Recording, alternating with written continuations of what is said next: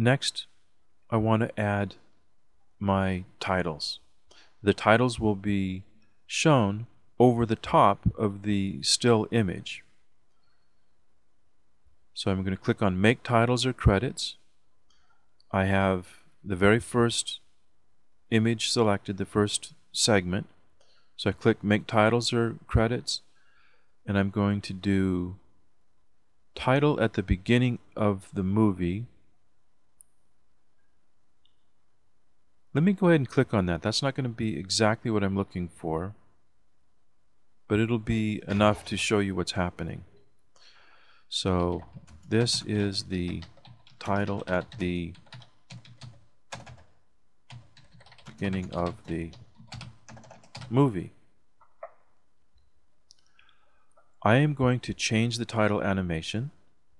So I come down to change the title animation and I click. There are bunches of different options.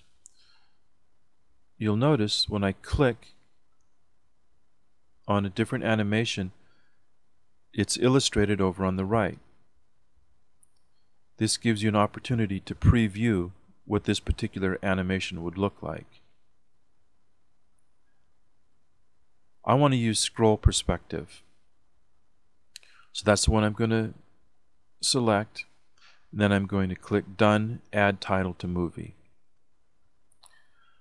Alright, this was not what I was hoping for, which is why I mentioned that the title at the beginning may not be the best option, but it's easy to correct. I want this title over the top of the still image, but it's been inserted in front of the still image. So I'm just going to grab that, holding the left mouse button down, come down to Title Overlay, and release. Now it's a title overlay.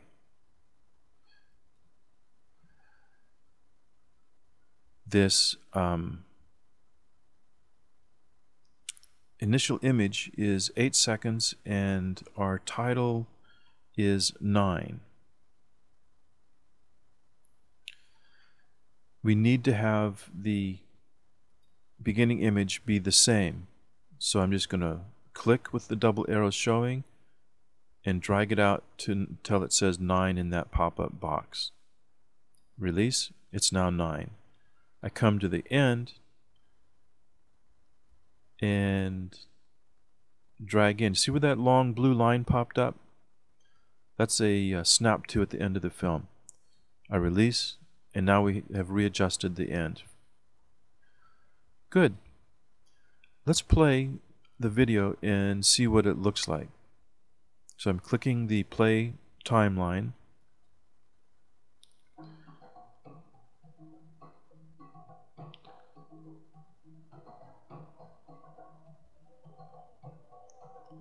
Okay, not bad. The scroll perspective worked as I expected.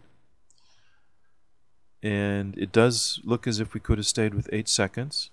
So I'm going to switch that to 8. Then switch the title to 8.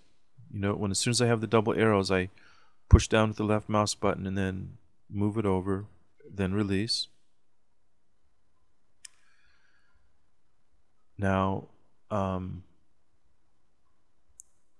wasn't totally happy with the transition from this still frame to the movie itself. So what I'm going to do is use a video transition. So I come over to the Edit Movie section under the Movie Tasks and click View Video Transitions. This gives me a menu of different transitions, and you'll see there's quite a few of them that I can use on my movie.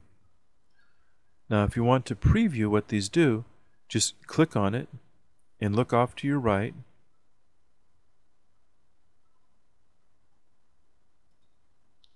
You may have to click the Go button, or you can just double click. Now here we'll see what the bow tie vertical looks like. Checkerboard across, circle, circles. These show you the different transitions. The one I know I want to use is dissolve.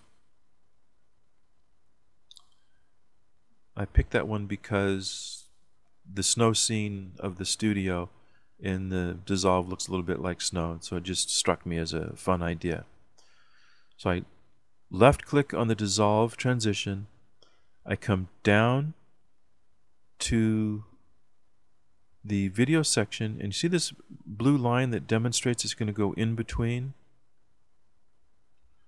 So I release, and now we have a dissolve transition in between this first section and the second section.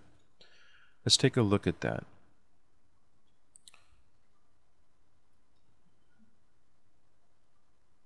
Here's play timeline. Let me show that to you again. I'll move it back toward the beginning.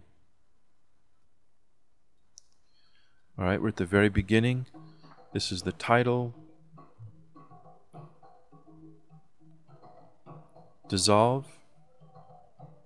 And we're into the movie. This is one of... Now, I want the dissolve to be a little longer. So I'm going to click on the transition, and I get the double arrows, and now I'm dragging that to the right. Did it work?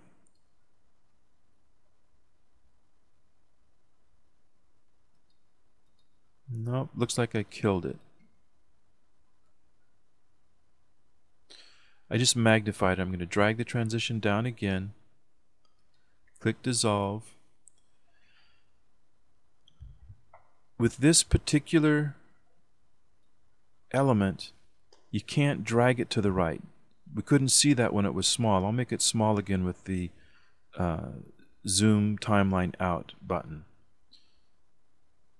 It's hard to really notice the direction of that triangle and the significance of it.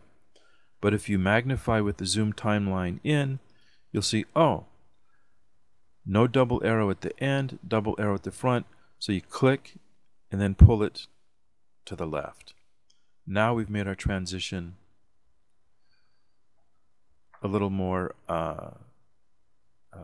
dispersed in time. We've made it longer. So let's see what that looks like.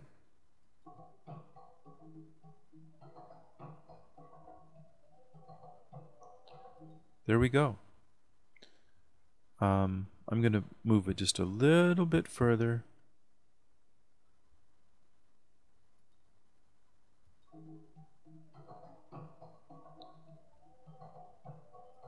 Okay. That's something that you would play with, depending on, what particular effects you're looking for. I think I will zoom out a little bit. We don't need that extreme blow up at this point. Now, we'll notice that the sound is once again a little bit longer than the end of the film. So I'm going to click and drag it, and it kind of pops, snaps into position. That's where they're even.